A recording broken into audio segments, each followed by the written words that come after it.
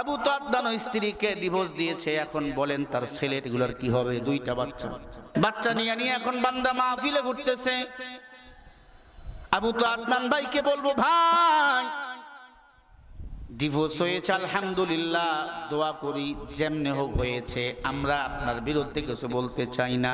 কত সংসার শেষ। এই যে আমাদের রংপুরের একটা বক্তা আছে না, আবু তাদদান ভাই, তিনি ইদানিং তার স্ত্রী সাবিকুন নাহারকে ডিভোর্স দিয়েছেন। তাদের ব্যাপার আলাদা। ডিভোর্স হলো শরীয়তের সর্বনিম্ন হালাল, সর্বনিকৃষ্ট হালাল, সবচেয়ে ছোট হালাল যেটা বৈধ সেটা হলো ডিভোর্স। যাই হোক, তার স্ত্রী লাইফে এসে অনেক কথা বলেছে। আবু তাদদান স্ত্রীকে ডিভোর্স দিয়েছে, এখন বলেন তার ছেলেগুলোর কি হবে? দুইটা বাচ্চা। বলেন সাবিকুন নাহার বোন, আপনি বিয়ে করবেন? আবু তাদদান ভাই, আপনার তো স্ত্রী আছে আগের আরো, আপনি তাদেরকে নিয়ে সুখে থাকবেন, কিন্তু মা ছাড়া বাবা ছাড়াই বাচ্চাটা কেমনে থাকবে? যখন বাবার কাছে যাবে মার চাহিদা, বাবার চাহিদা পূরণ হবে, মার চাহিদা তো পূরণ হবে না। যখন মায়ের কাছে যাবে মার চাহিদা পূরণ হবে, তখন তো বাবার চাহিদা পূরণ হবে না। এক ঘরের সংসার আর এক ঘরে কিন্তু পছন্দ করে না। কথা কন না? বাচ্চা নিয়ে এখন বান্দা মাহফিলে ঘুরতেছে। আবু তাদদান ভাইকে বলবো, ভাই ডিভোর্স হয়েছে আলহামদুলিল্লাহ, দোয়া করি যেমনে হোক হয়েছে, আমরা আপনার বিরুদ্ধে কিছু বলতে চাই না। এরে আল্লাহর বান্দারা, ডিভোর্স নামের এমন কোন সিদ্ধান্ত আমরা নেব না। মানুষের কান্নার আওয়াজ মানুষকে পাতনের পূর্বাভাস। কাউরে কাদাইয়া কেউ সুখী হতে পারে না। একটা মেয়েকে বিয়ে করলাম, মন চাইলো আবার ডিভোর্স দিয়ে দিলাম। কিসের তুমি সংসার করলা? কিসের তুমি হুজুর? কিসের আমি বক্তা? হ্যাঁ, আমি যদি সংসার করতেই পারবো না, একাধিক বউ আমার দরকার কেন? কথা কয় না? হ্যাঁ, বউ একটু তো জ্বালা মারবেই। জ্বালা যদি না মারে, একটা মেয়ে আর একটা মেয়ের কখনো ভাগ কাউকে দিতে চায় না। বলবেন হুজুর আসলেই কি সম্ভব? হ্যাঁ, আলেম ওলামারা, আপনি বিয়ে করেছেন, ইসলাম আপনাকে অধিকার দিয়েছেন, ডিভোর্স দিবেন কেন? একটা মেয়ের মন আপনি ভাঙবেন কেন? মন ভাঙা, মানুষের মন ভাঙা, মসজিদ ভাঙা হলো সমান কথা, ঠিক না বেঠি? ভাইরা আমার, আমি যে কথা বলতেছিলাম, পয়গম্বর ইউনূস বসে বসে জিকির করে আল্লাহ, এইদিকে স্ত্রী জিকির করে রবের, দুই সন্তান কোথায়? আমি কি সামনে ঘট নাকি আরো আগাবো? কারা কারা একটু হাত তুলে দেখান।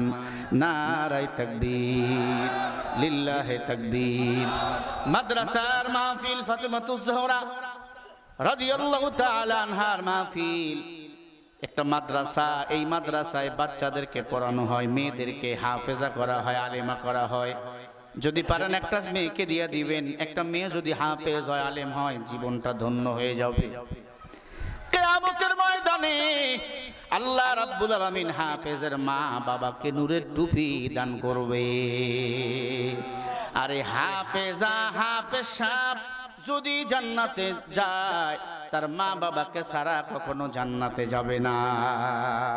অথবা কেউ পড়ার জন্য যদি সহযোগিতা করে, তাদেরকে ছাড়া জান্নাতে যাবে না। এই আল্লাহর বান্দা, ছোট্ট একটা কারগুজারি শুনাই আপনাদের কাছে সামনের দিকে ইউনূস নবীর দিকে চলে যাব। যদিও 4টার দিকে আসর হয়, একটু সময় বাড়ালে কি সমস্যা হবে আপনাদের? উঠে যাবেন নাকি? কেউ উঠাউঠি করবেন না। আপনি উঠলে আমি বুঝবো আপনারা ওই দলের লোক। ভাইরা আমার, আমি সময় আপনাদের কাছে চেয়ে নিচ্ছি। বসলাম উঠলাম, এর নাম বয়ান নয়। একটা বিষয় শুরু করছি, শেষ করতে হবে, না হলে সমালোচনা হবে, ঠিক কিনা? আল্লাহর এক বান্দি,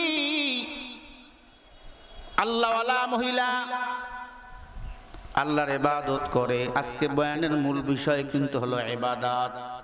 ইবাদত যারা করবে, আল্লাহ তাদেরকে তাকওয়া দান করবে। তাকওয়ার বিনিময়ে আমরা কি পাবো? জান্নাত। কি পাবো বলেন?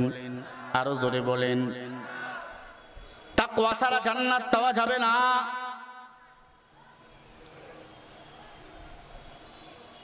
এক মহিলা আল্লাহওয়ালা পরহেজগার, কোন সন্তানে তার নাই, দোয়া করে আল্লাহ যদি একটা সন্তান দেন হাফেজ বানাবো, আলিম বানাবো।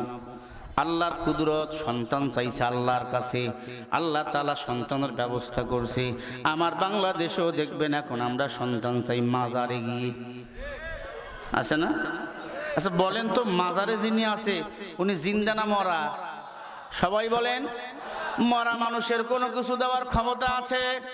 বেয়াদবি ক্ষমা করে দেন ও মাজারওয়ালা ভাই, মাজারওয়ালার কোনো কিছু দেওয়ার ক্ষমতা নাই। যদি মাজারওয়ালায় কোনো কিছু দিতে পারতো, বাংলাদেশে হিজড়ারাও টাকা দিয়া বাচ্চা পাইতো। কি মাজারে গিয়ে টাকা দেয়? যারা মাজারে টাকা দেন তারা জাহান্নামের আগুন কিনে নেন। কোন আলেম থাকলে নিয়ে আসো। যারা মাজারে সেজদা করো, কবিরা গুনাহ করো, শিরক করো তুমি।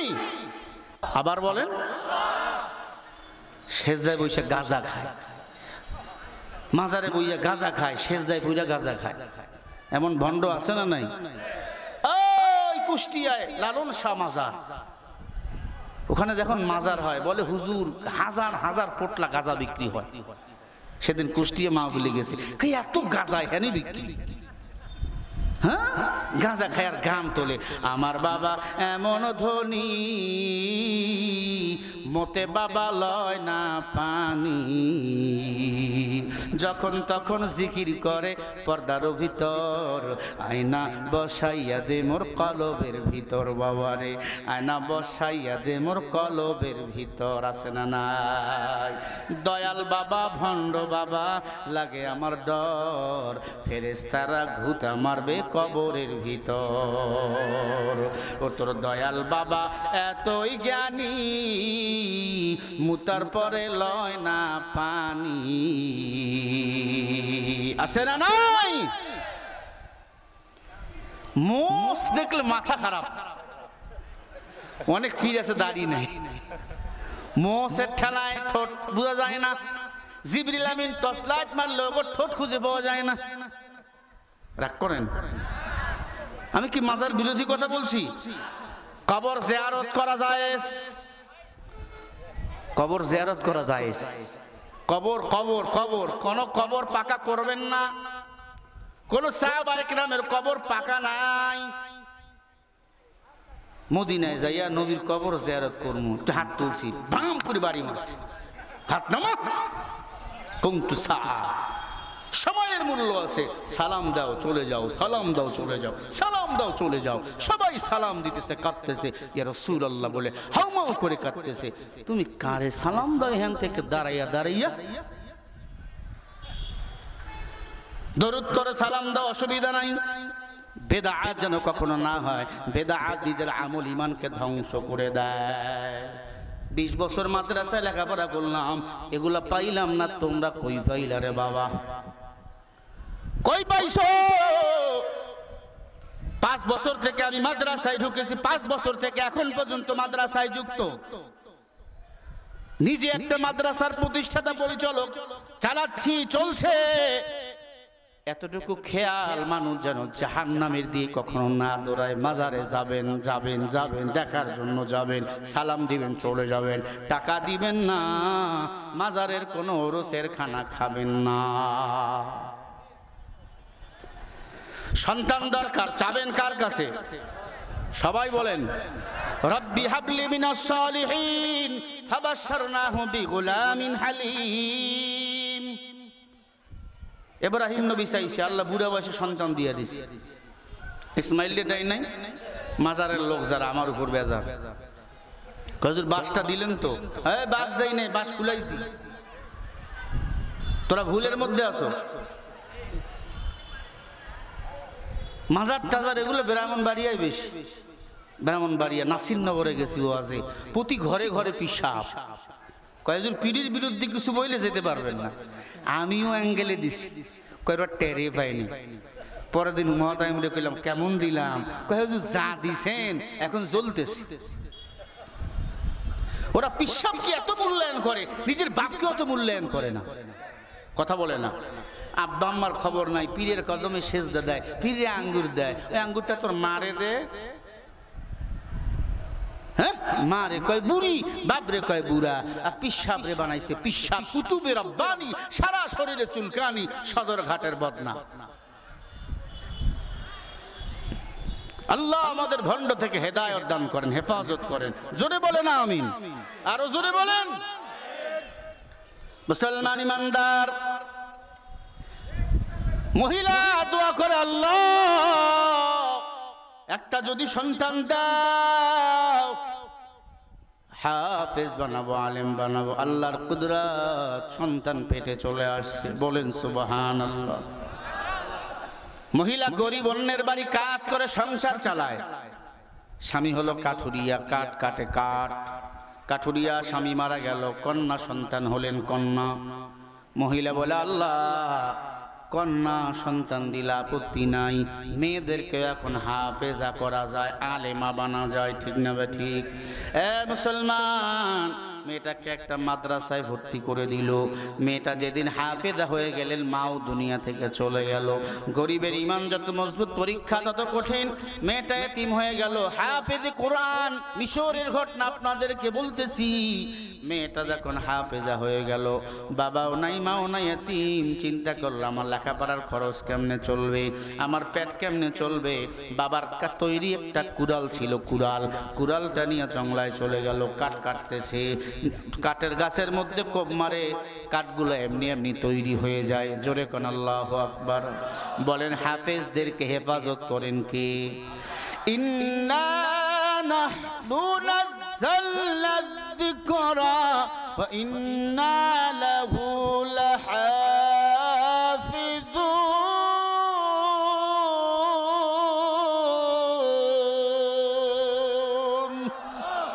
কোরআন নাজিল করেছেন কে? হেফাজত করবেন কে?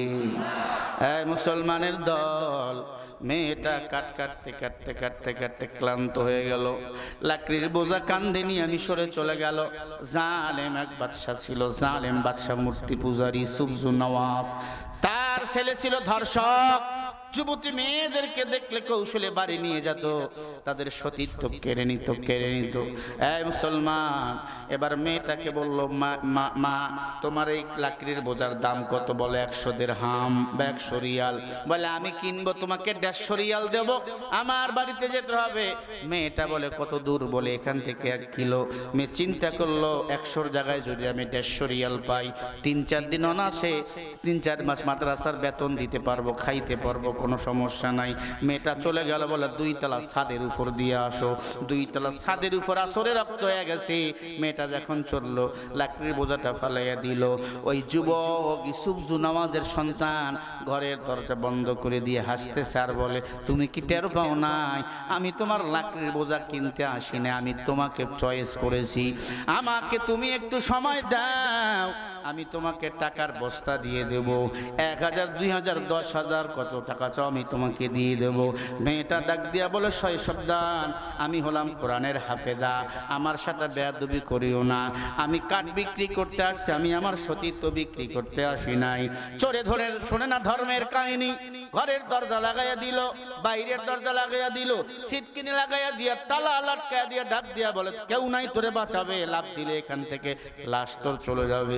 মেয়েটা চিন্তা করলো, এর সাথে তড়িঘড়ি কোনো কিছু হবে না, যা করার আমার মালিকের সাথে আমার সম্পর্ক লাগাতে হবে।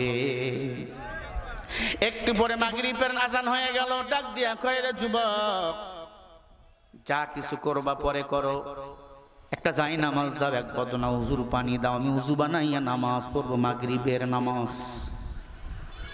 আল্লাহওয়ালা যারা কোন হালতে নামাজ কখনো ছাড়ে না, তারা, এ যুবক একটু পানি দাও।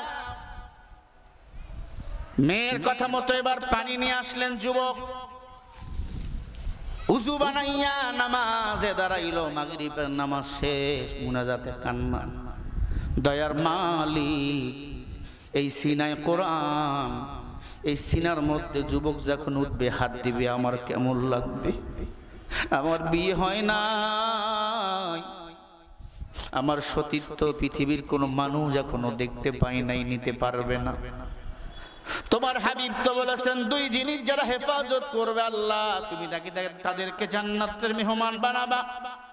মাইয়াজমাল্লি মা বাইনা লাহইহি ওয়া মা বাইনা রিজলাইহি আজমাল্লাহুল জান্নাহ। আল্লাহ নবী বলে উম্মত দুটো জিনিস যারা হেফাজত করবে আমি নবী তাদেরকে জান্নাতে নেওয়ার জিম্মা নেব। সুবহানাল্লাহ, দিল থেকে বলবেন। আমি আগে বলি, 1 নম্বরে জবানের হেফাজত, 2 নম্বরে 2 উরুর মাঝখানের লজ্জাস্থানের হেফাজত যারা করবে আমার নবী তাদের জান্নাতে নেওয়ার জিম্মা নিবে। ও দয়ার মালিক,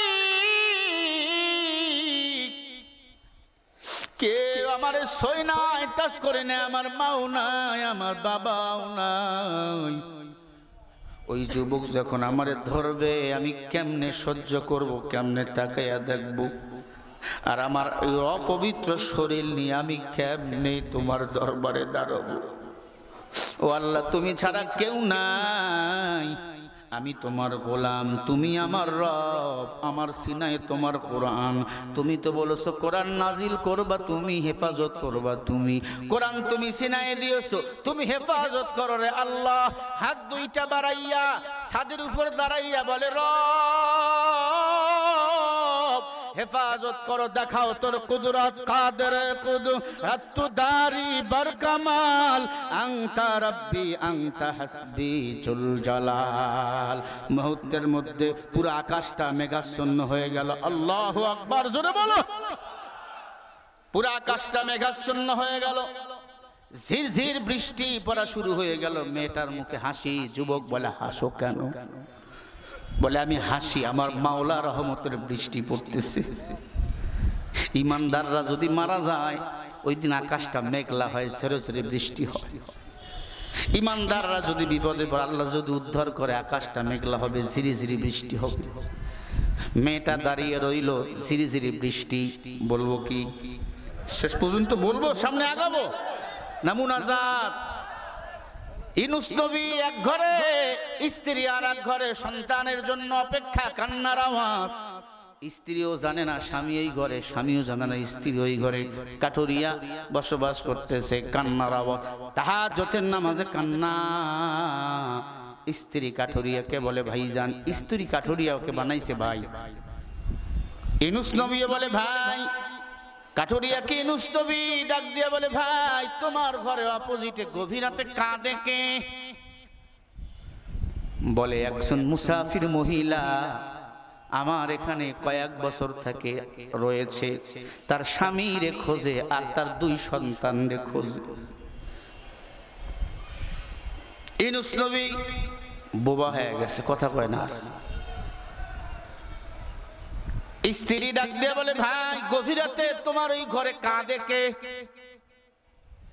বলে একজন বৃদ্ধা তার স্ত্রীরে খোঁজে, 2 সন্তানরে খোঁজে।